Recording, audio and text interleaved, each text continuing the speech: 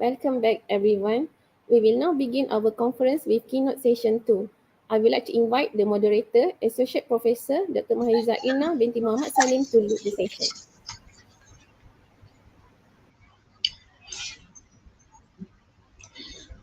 Assalamualaikum warahmatullahi wabarakatuh. Thanks very much to the Madam Chairperson, Dr. Mira Panadi, for starting the session. Assalamualaikum warahmatullahi wabarakatuh, and good afternoon. I'm Mahiza Irna binti Muhammad Salim, and I'll be moderating the keynote session this afternoon. First of all, it is my great pleasure to welcome all of you to our second keynote with Professor Dr. Hans Haueisen from Technical University of Ilmenau, and whose extensive research has made a significant contribution in the field of bioelectric and biomagnetism. Welcome to our session, Prof. It's wonderful to see you again here, and we are excited to catch up with you on your latest work. Okay, so the title of our keynote today is Addressing Variability in Non-Invasive Electric Stimulation of Nervous System with Electrical Field Modeling. Before we proceed with the lecture, let me briefly share with you the biography of our keynote speaker.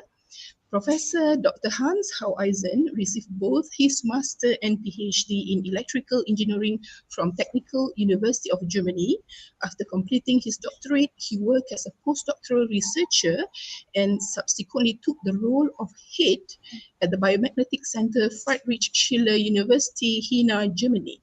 Since 2005, Prof. Haueisen has served as Professor of Biomedical Engineering and currently directs the Institute of Biomedical Engineering and Informatics at the Technical University of Ilmenau. His research interests include the investigation of active and passive bioelectric and magnetic phenomena and medical technology for ophthalmology. He has authored and co-authored more than 300 research articles in peer-reviewed journals. In the field, he also chairs the study program of Bachelor and Master in Biomedical Engineering and is the academic senate member of the Technical University of Ilmenau. So that's the brief introduction to our keynote speaker, Prof. Hans Haueisen. And to encourage a lively session, I would invite everyone to join our discussion by asking questions right after the lecture. You may post your question through our YouTube and Facebook platform. So without further ado, I would like to invite Prof. Haueisen to deliver the keynote presentation. Over to you, Prof.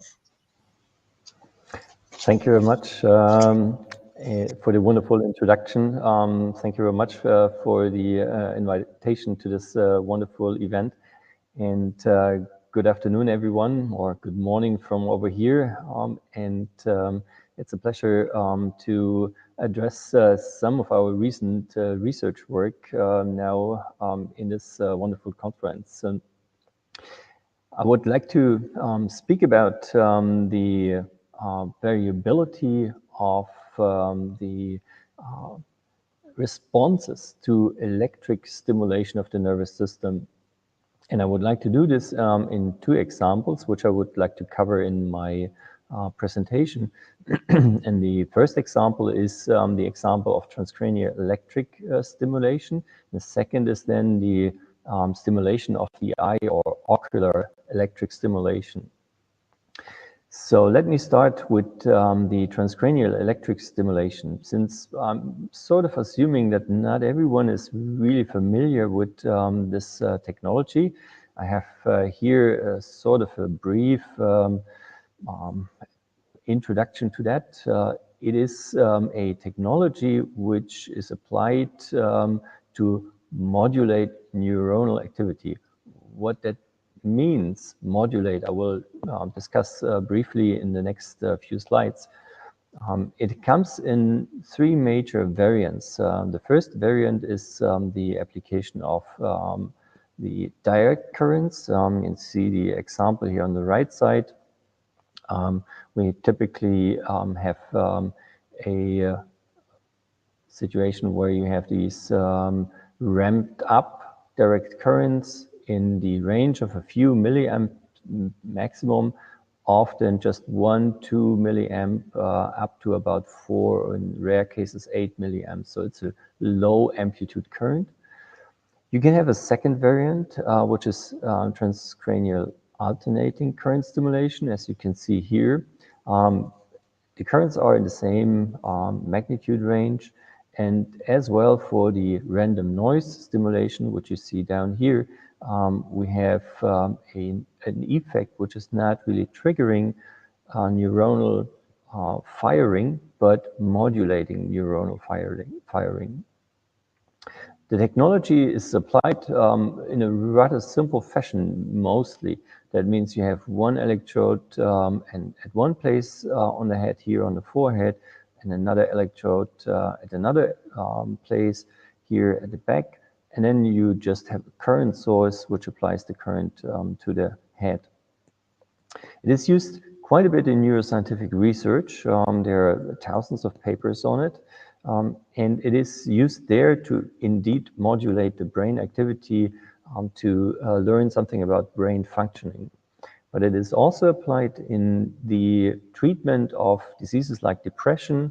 Some other depression treatment is something which is clinically established, but there are some other treatment options, for example, after stroke and stroke rehabilitation, which are sort of on the way to clinical practice.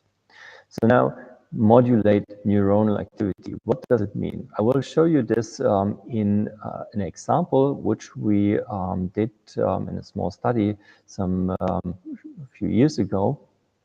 And what we did there is we stimulated the back of the head, the visual cortex. So we had one electrode positioned here, one electrode positioned here for stimulation, these larger electrodes surrounded by the red bar. And these electrodes were used to apply in a transcranial direct current stimulation. And at the same time, we were placing some electrodes around. Here you can see the electrodes, or in the schematics a bit better here, the yellow points on the right side.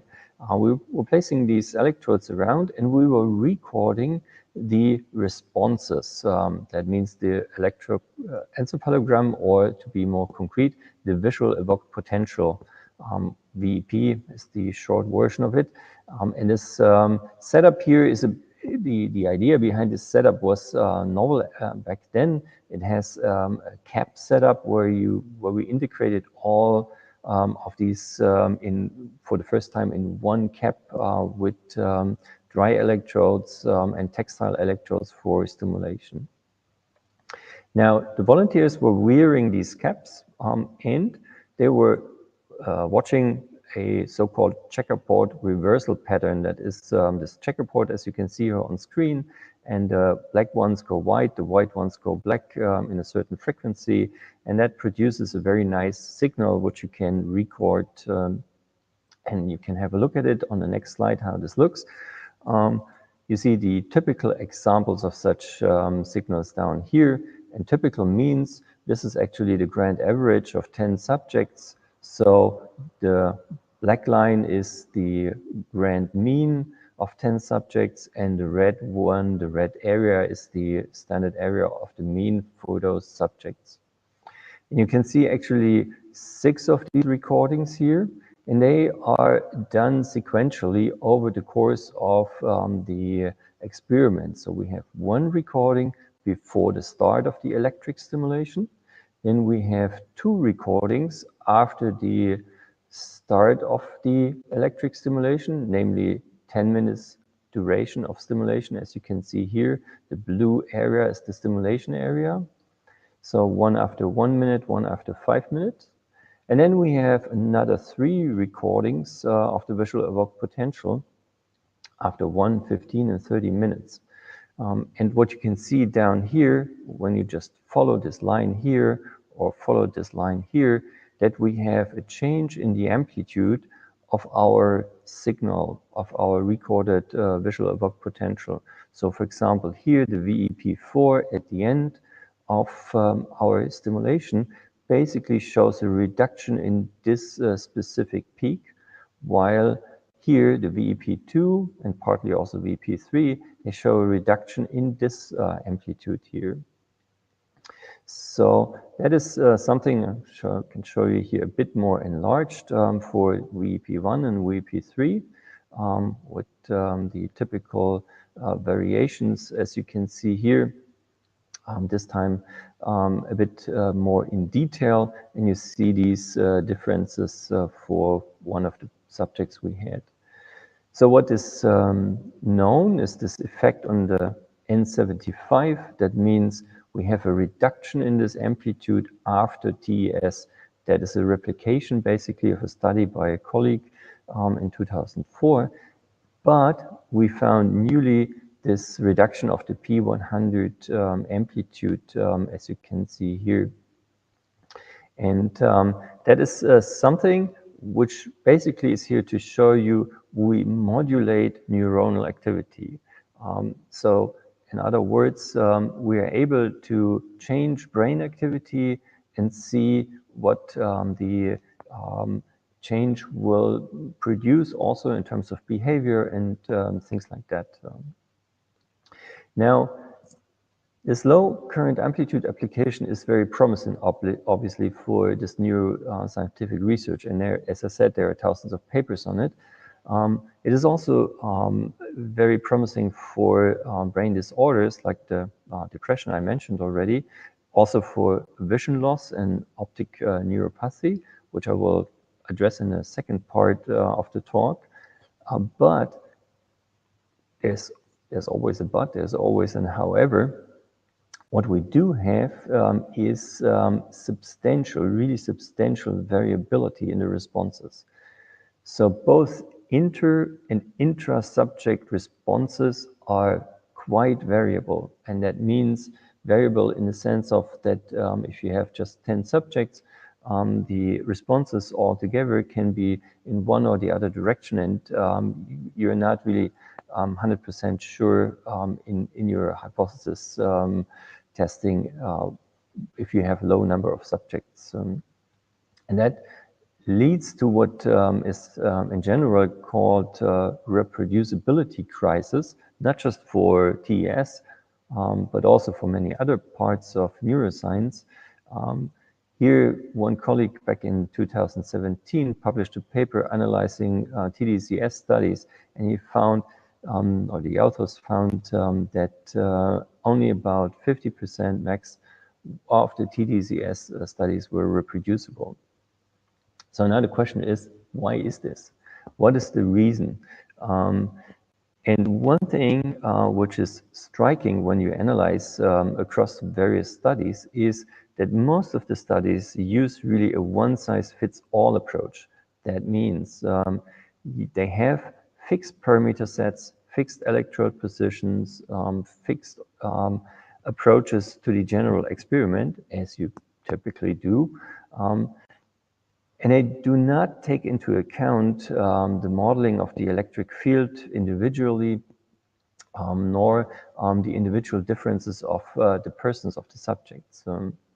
So meanwhile, so especially in the discussion in the recent 2-3 years, there are three major effects which are thought to influence this outcome variability which we observed. The first thing is we have this individual geometry. That means each head is different. You have different skull thickness, for example, but also different CSF and so on. So how the current actually distributes individually is something which is typically not taken into account, not considered. So this will then, of course, contribute to variability across subjects. Second point is the target geometry. So say you want to address a specific region in the brain, like the visual regions, for example, then of course these targets are different for different persons. Like all of our faces are different, also our brain geometry is different, so that the target orientation, the target geometry might be completely different between two subjects, for example. And last but not least, there is the issue of the physiological profile or state. So in other words, when you think about a certain aspect during the experiment and another person is thinking about a completely different aspect, or is a bit drowsy or that might also have an influence. I will not comment much on the last part here, on this third one. I will concentrate on the upper two because that is where I, as an engineer, can do something about it. So how does it work? How can I do potentially some sort of adaptation for an individual modeling and an individual dosing? So what we have typically is the simulation setup, which you can see on the left side. In this case, with our two electrodes here and some recording electrodes indicated in yellow. And what we can do when we have the setup, we typically have also MRIs, or we can obtain MRIs from the subjects. So what we do then is we have a chance to do a volume conductor model. We'll talk about this in the next few slides, how this is done in detail. We have this volume conductor model and also an electrode model, and then we can calculate the distribution of the electric current in the head, so in the brain, which is the one region which is interesting for us to investigate. So suppose you have, for example, these two electrodes here and here, then you have a certain current flow, which is indicated here by the color, and at three different positions. You can see basically the orientation of one current element going through here. Now, if you want to stimulate a certain area of the brain, like indicated here with the purple arrows, the orientation of these brain areas in terms of neuronal orientation might be different, might be the same, depending on what the situation with the electrodes is. And what you can do, of course, now is to get a better alignment, for example, between these purple and red arrows, is you can move your electrodes. For example, move this one to the a bit to forward positions here, or you can use more electrodes, not just two, but like 5, 10, whatever. You can distribute the current over these electrodes, etc. And how to do this is basically an optimization problem. So you basically have a set of parameters like electrode position, sizes, etc. And you go and do an inverse solution and come up back here and have a stimulation setup which is tailored to that specific subject. Also, you can tailor the amplitude. So you want to see that these two amplitudes are similar here, then you can adjust, of course, the amplitude in a similar fashion and go and have an individual amplitude for each subject here. Now, you can take this one step further, namely, if you want to see it on a physiological level. And that means for these regions of interest here, you can have physiological models, like, for example, neuromass models. And these neuromass models you can put into the volume conductor and then calculate what the neuronal response would be and what the response at, say, an EEG electrode or a set of EEG electrodes would be, and how it would change possibly with the influence of current. And again, you can use this information to move back here using an inverse solution, an optimization basically, to change your setup such that you obtain the desired change. So say you have a hypothesis that a certain amplitude should get larger or smaller under stimulation, then you can basically optimize your setup such that you indeed obtain this. This is maybe not so interesting just purely on a physiological level, but think of it on a behavioral level. You can change, you can optimize behavioral changes basically. So this is like the total outcome, the total loop you can have. I will concentrate here in the talk about this part here.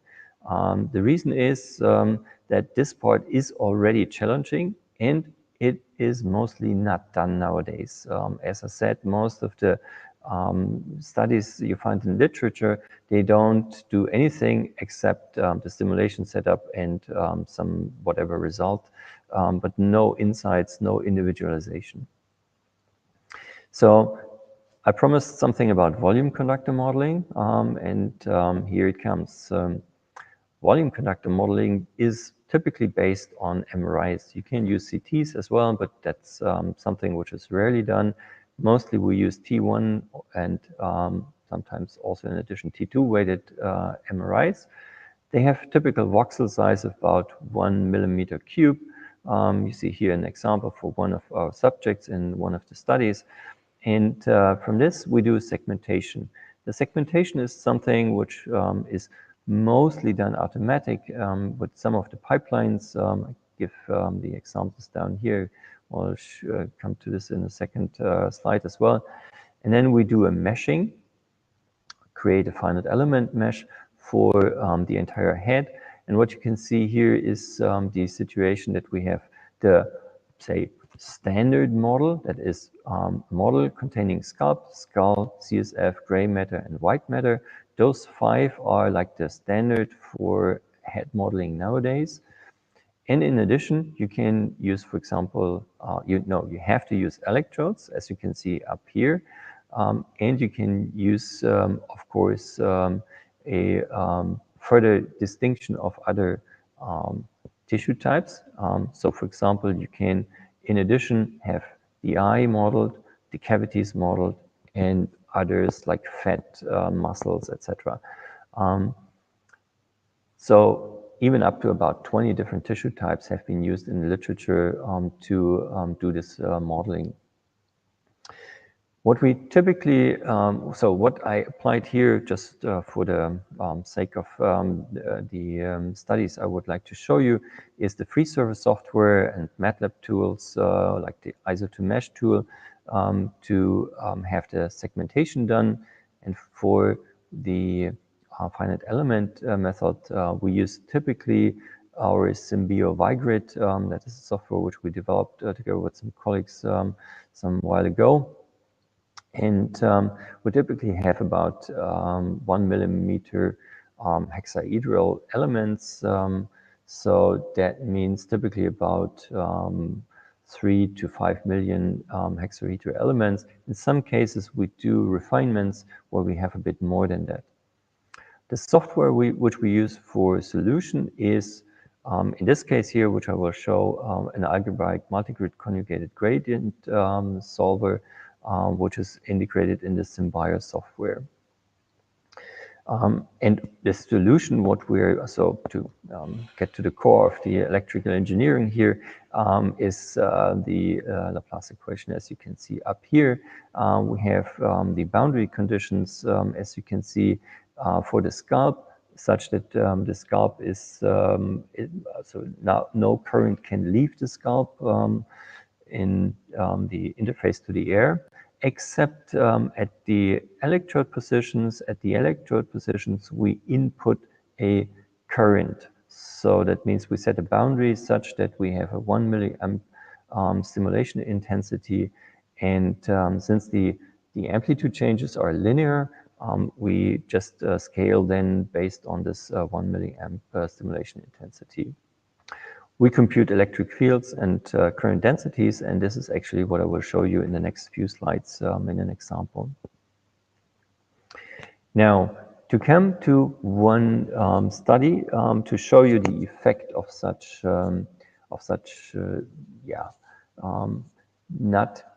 not taking into account individual aspects of volume conductors.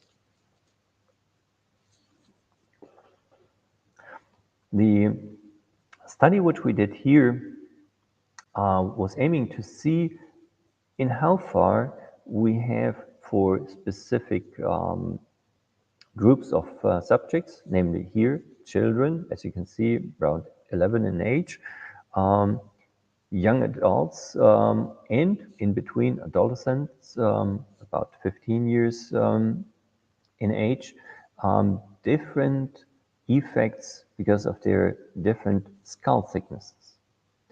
So as probably all of you know, as we get mature, our skull thickness increases, and with this, of course, is related also a change in conductivity, but the major point is the thickness as such, so the layer thickness of the skull.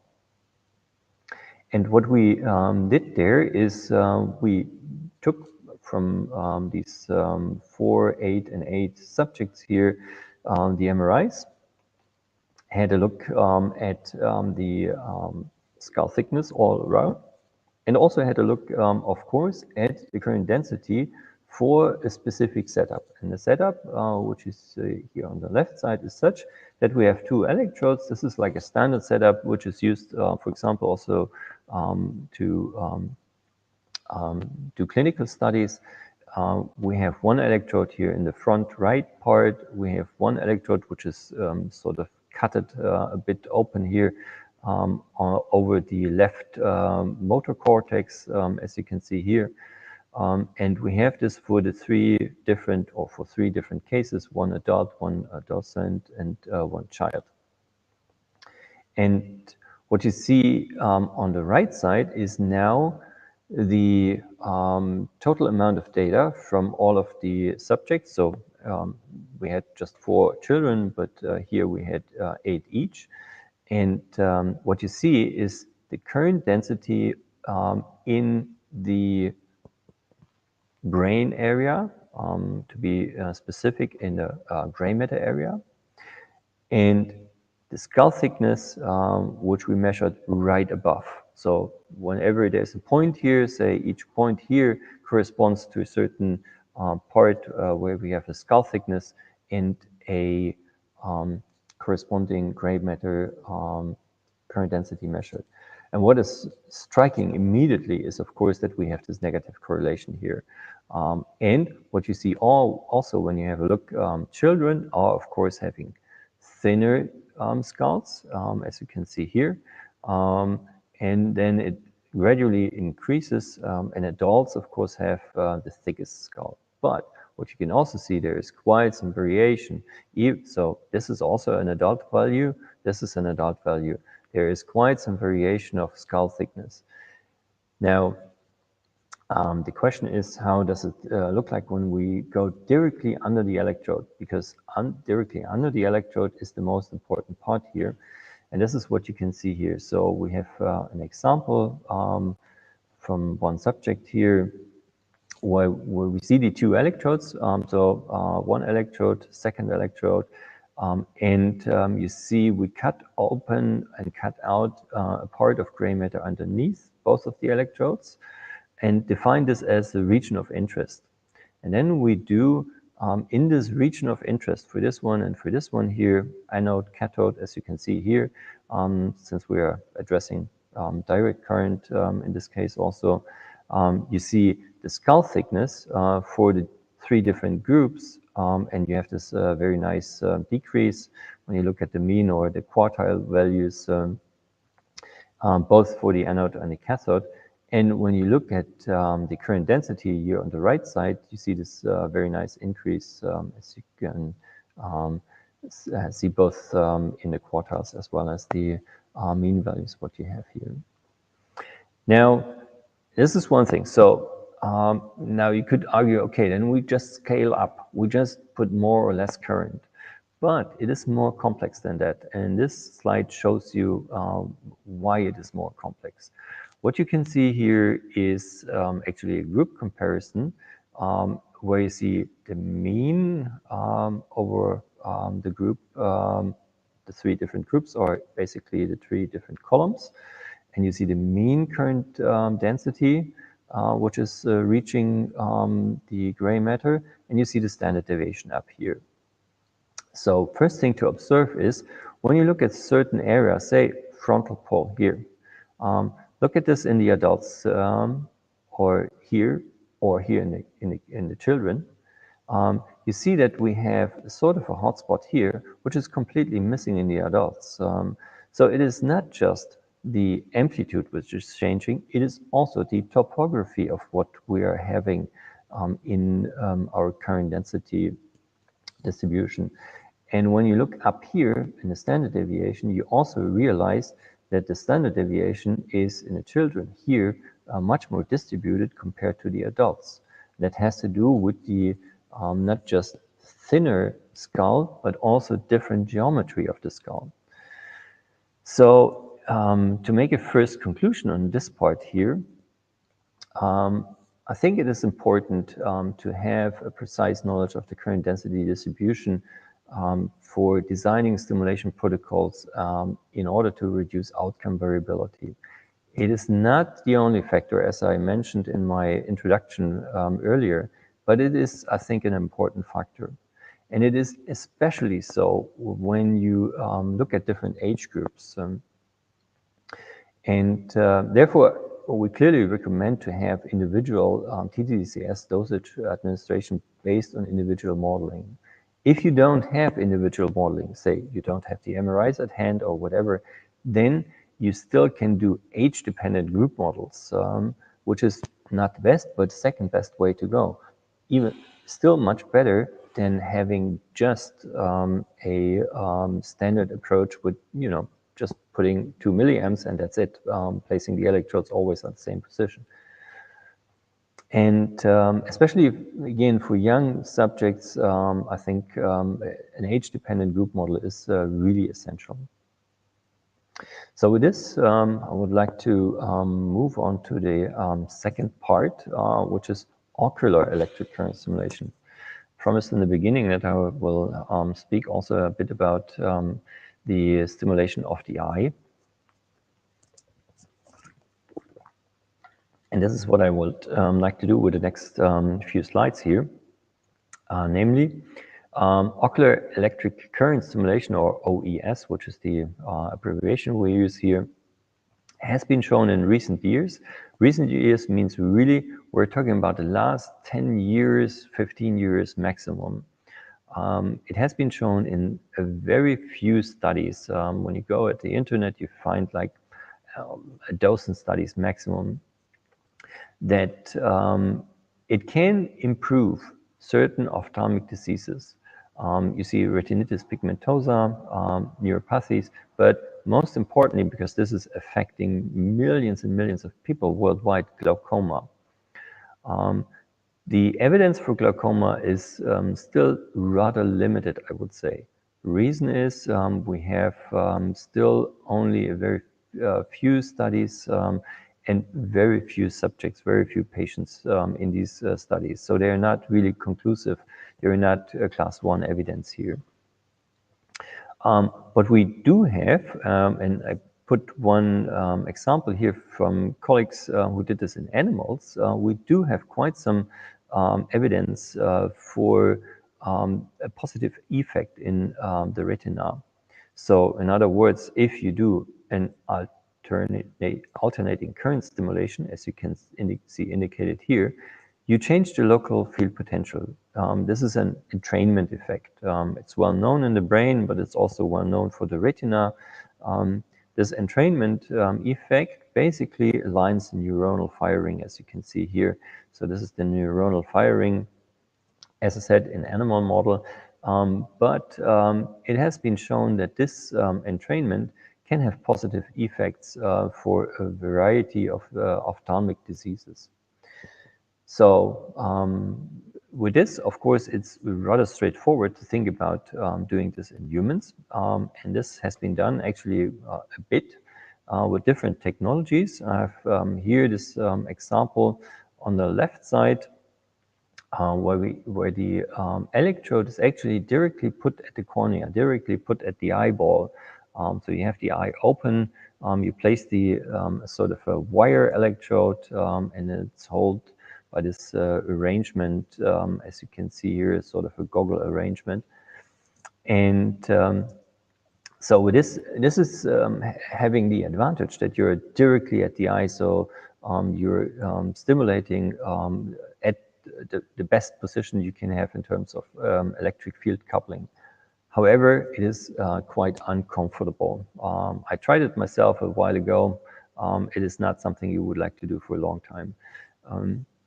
There's another approach where you use just standard electrodes, like the standard EEG electrodes, as you can see here.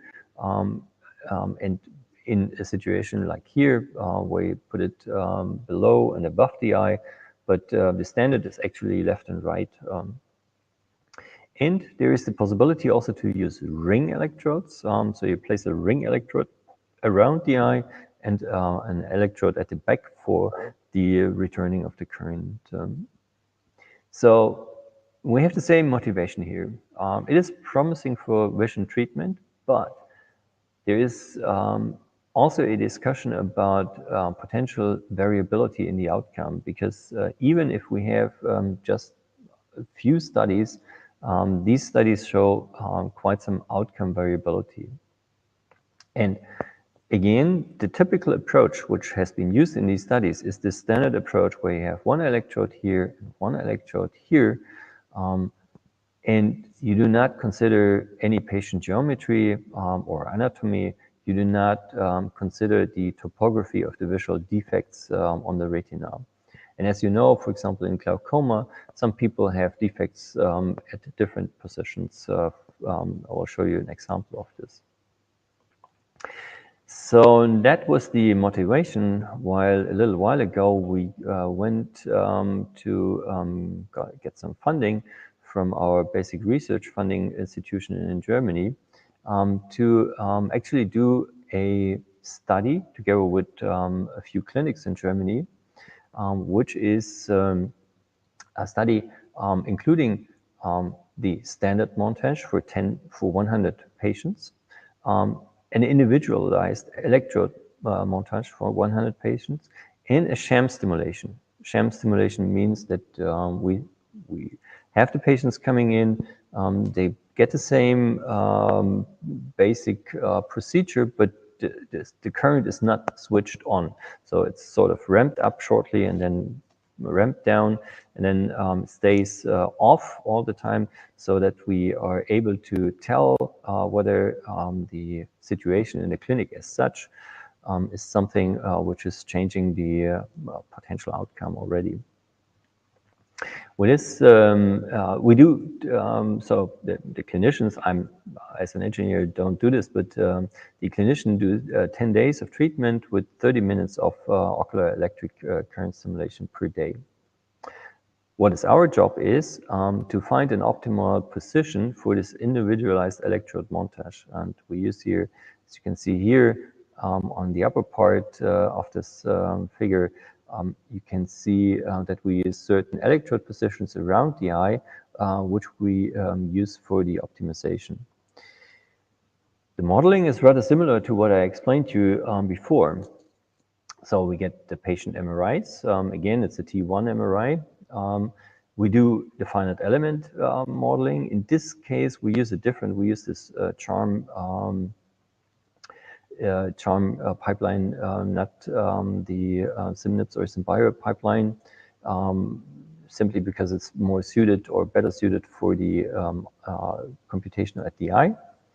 Then we also get the visual defects from the patients, which we project back to the retina, which gets us the target. And then we do an optimization to find the optimal electrode position for our patient. So we'll go into these 3 steps a bit more in detail. The finite element model is what you can see here. And as you can see, we use a bit more detailed models here. You see also the resolution is higher. We have about 11 million elements typically. We have gray and white matter. Then we distinguish here compact and spongy bone. We have CSF. We use blood in the major vessels. We include muscles because it's important at the eye, and of course the scalp.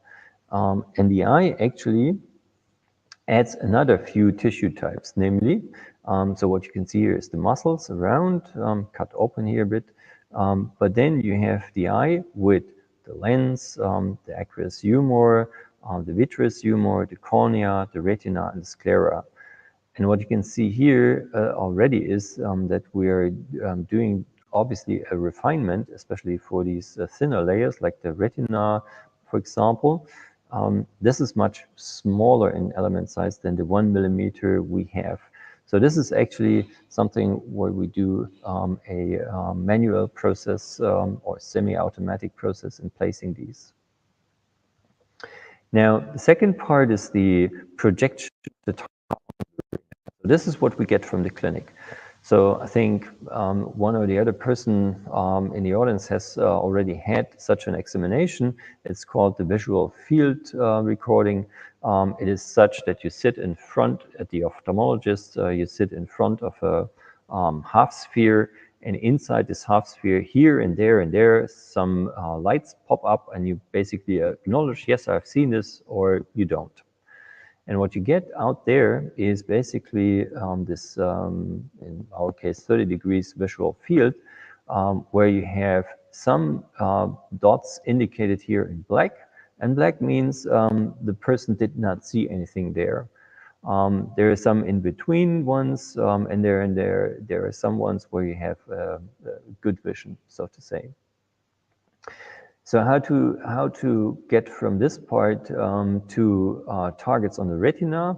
We use a very simple approximation here, the so-called nodal point approximation. We basically project this visual field to these rays, which are indicated here as 2 examples, basically, in one point, which is at the back of the lens. That is the standard approach, so to say. Basically then have the targets here on the back of the retina. So in this 30 degree field, we basically have then these dropouts, these areas where there is no visual perception for the patient. Having these, we can do an optimization. Now, those are the targets. So we want to address these points where they cannot see something, and then we can do an optimization. And what we do there is a rather simple optimization procedure. It is Tikhonov-Phillips least square minimum norm approach, we basically try to maximize the electric field at all of these target regions at the retina, which I just explained. The constraint is we use just 2 electrodes. Why? The clinics where they do this stimulation, they are all equipped with a simple stimulator which has just 1 channel, so 2 electrodes. That was like the common denominator. That is what they all had. We would have wished to have like 8 channels or so, but it was not doable. And we also restrict the current to a maximum of 1.2 milliamps. That is for safety reasons, but also for comfort reasons, because if you have too high currents, if you go much beyond this 1.2 milliamps, then you typically have the issue that they have too much of a flickering light sensation. Yeah, we do this with a lead field matrix construction that is, however, more of computational detail, and then basically end up with an optimized electrode position. And I can show you 2 examples of that. This one is a person with 10 visual field defects. As you can see here, you see these points. They have a certain extent, basically.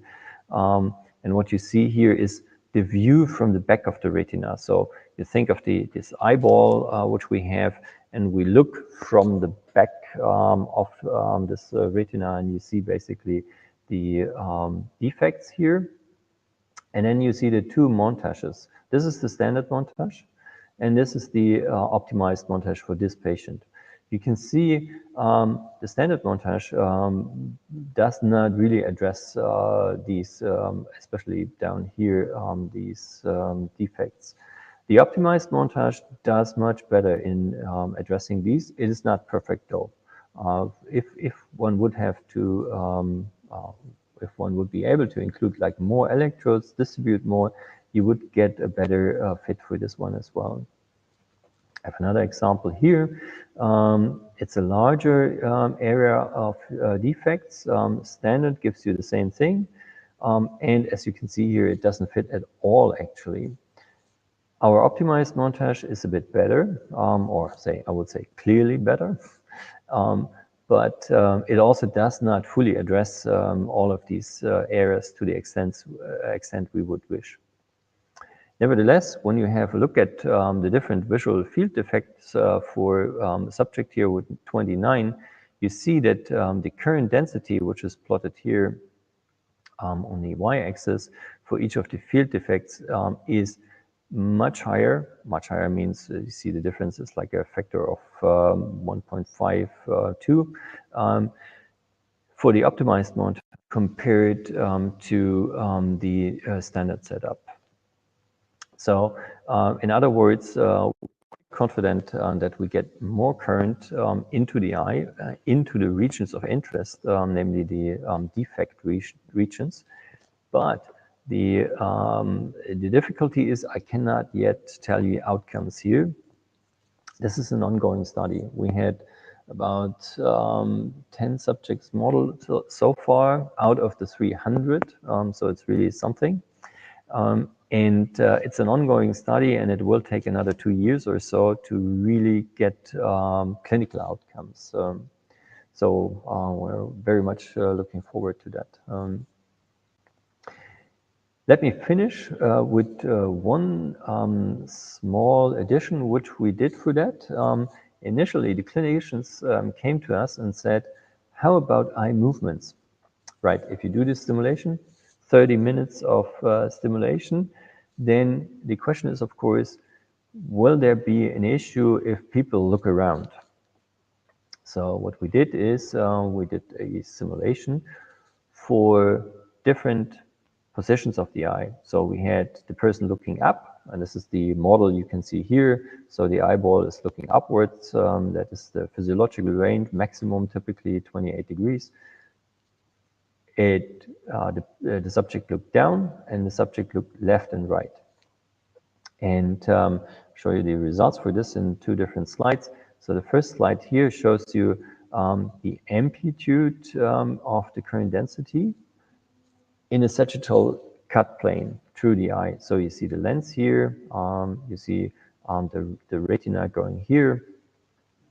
And what you see is that they all are aligned, but as a matter of fact, this one is looking up. So this is the orientation here is upwards. This one is looking down. So the orientation here is downwards.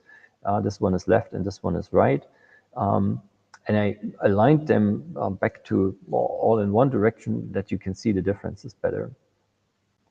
And yeah, talking about the differences, what you see here in the retina is really a dramatic difference. Compare this up versus down, for example, or even left and right compared with up and down here, you see dramatic differences. And when we look at the back of the eyes, so this is now, again, this view from the back, we look at the retina, the central part of the retina is here always, and then the periphery here. So you see a dramatic difference in the situation for the electric current or current density distribution.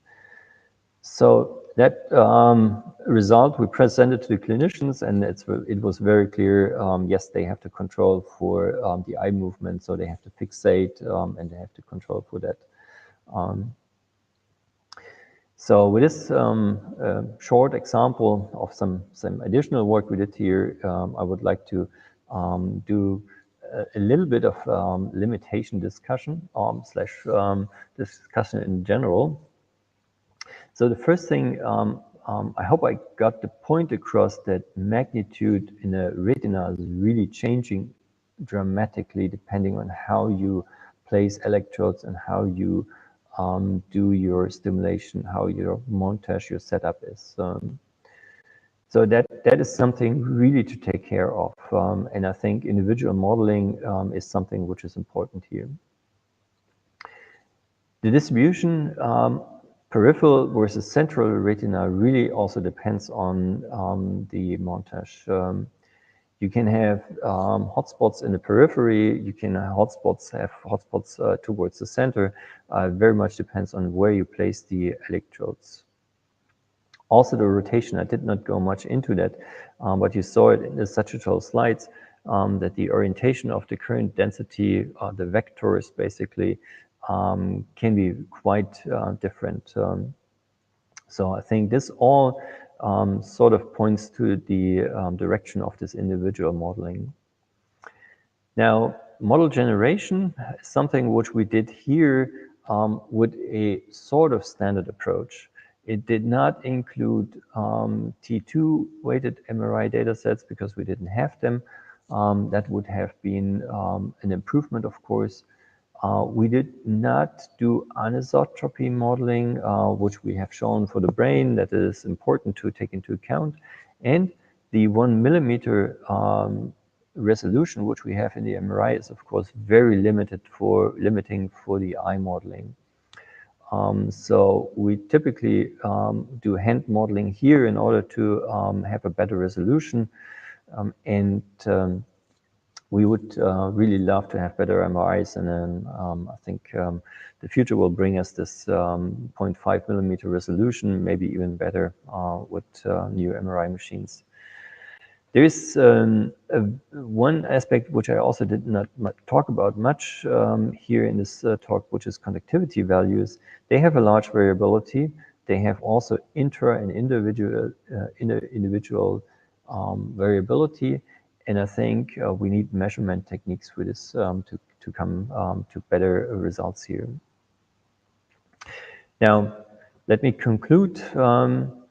I think the conventional approach versus the personalized approach, I hope I get the point across that it is much better to use a personalized approach whenever possible. If you have not individualized data available, so no MRI, for example, then at least do a modeling on a group level to estimate your target, to estimate your current density, be it in the eye, be it in the brain, no matter where. These, I think, I'm personally convinced that personalized stimulation setups really might help to overcome this reproducibility crisis and will help us to understand the causes of the response variability. That can be done both retrospectively and ideally, of course, also prospectively. So you can have a study done already and then look at the data retrospectively and see whether you can explain some of the variability with the help of modeling. Ideally, you of course do the modeling ahead and plan the studies and the dosage accordingly. There's one other aspect I did not talk much about it, but I think it's self-evident. You are able to, with individual modeling, you are able to identify possible hotspots. That is especially important for patients where they have possibly defects in some geometry or so. And that should be, of course, taken into account to avoid safety issues. So with this, I would like to come to the conclusion.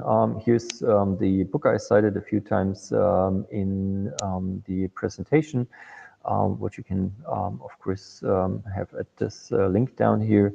And I would like to thank my PhD students and collaborators, as you can see here on the slide. And I would like to thank you very much for your for attending this session and attending this keynote talk. And I'm happy to answer questions. Thanks.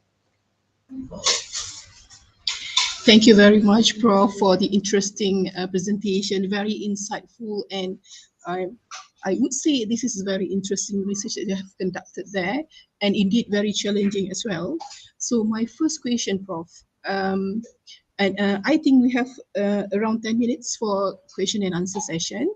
So my first question, Prof, how new is this technology in Germany, and how is the acceptance? I mean, how well is it already widely used in terms of clinical practice?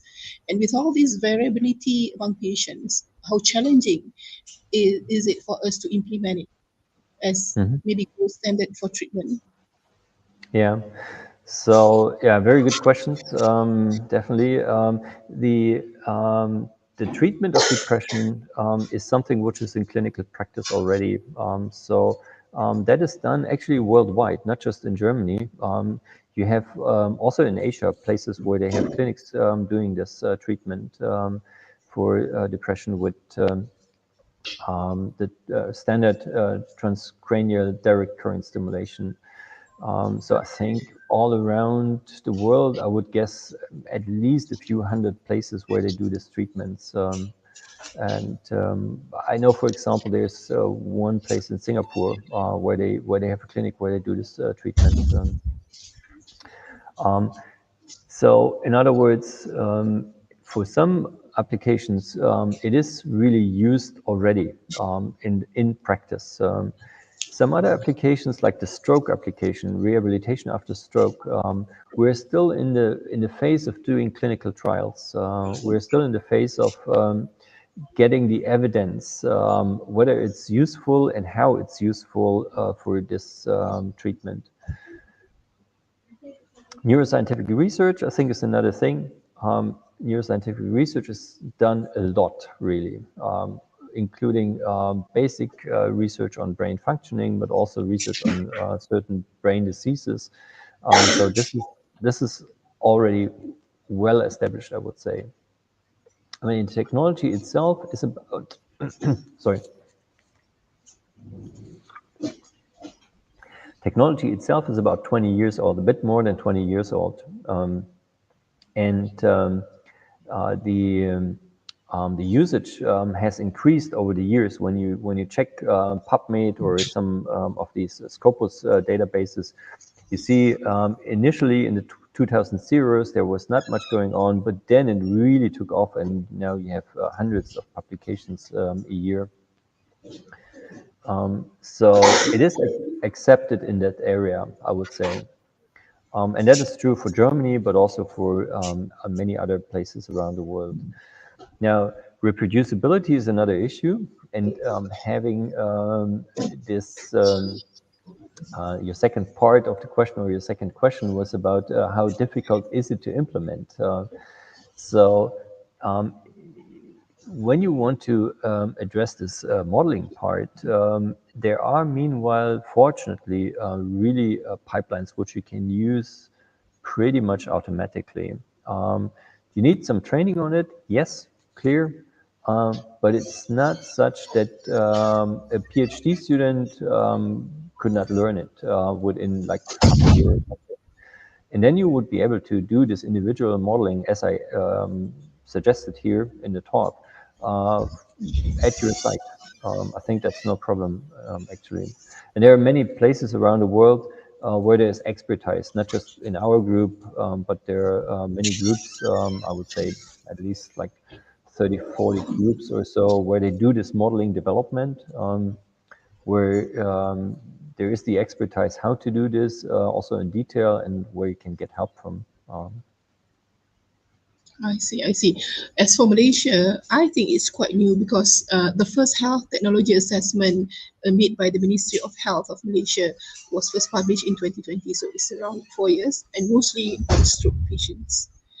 Okay, maybe we can have one more question from the audience. Okay, so we have one question from Dr. Aisha Shafi. Dear Prof, I have two questions. May I know, do this method can simulate the brain inflammation based on the current density due to microwave radiation, such as from the wireless equipment? And the next question is, do the results of the stimulation can relate the condition of brain in spectrum disorder people, such as autism and ADHD? Okay, yeah, for the first question, you can simulate with the approach I was using, I was showing today, low frequency situations. So quasi-static is what we did here. It is doable for frequencies, stimulation frequencies up to maybe a kilohertz or something. Beyond that, you would go and need a different approach in terms of solution. So microwave, clearly no, because that is clearly well above quasi-static approximations. But there are other pipelines, other approaches like the ITIS Foundation, for example, in Switzerland, who are specializing in this. It's not really my field of specialization, so I cannot give much advice on this, but I know that there are other people like the group in Zurich at ETH, for example, they do exactly that type of simulation, that type of modeling. Second question, the